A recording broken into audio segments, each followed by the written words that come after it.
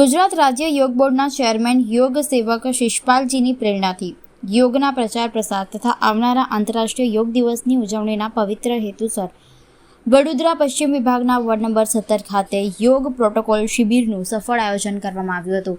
આ શિબિરનું આયોજન રાજરત્ન સોસાયટી, સાઈબાબા મંદિરના કોમન પ્લોટ, સરસ્વતી વિદ્યાલય નજીક દંતેશ્વર, તરસાલી, વડોદરા ખાતે કરવામાં આવ્યું હતું. કાર્યક્રમ ઝોન કોર્ડિનેટર રાજેશ પંચાલ તથા જિલ્લા કોર્ડિનેટર ડોક્ટર મીનાક્ષી પરમારના માર્ગદર્શન હેઠળ યોજાયો હતો.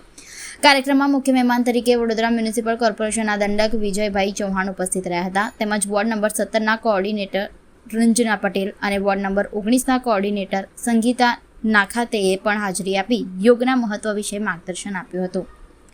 સમૃદ્ધિ સાત્વિક સોસાયટીના કમિટી સભ્યો સુમિત ગુપ્તા અને દિવ્યાભાઈ પટેલે કાર્યક્રમને સફળ બનાવવા માટે વિશેષ સહયોગ આપ્યો હતો.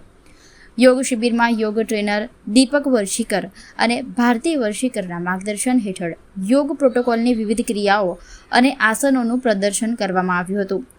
મોટી સંખ્યામાં સ્થાનિક નાગરિકોએ ઉત્સાહપૂર્વક ભાગ લઈ યોગને દૈનિક જીવનનો અભિન્ન ભાગ બનાવવાનો સંકલ્પ કર્યો હતો.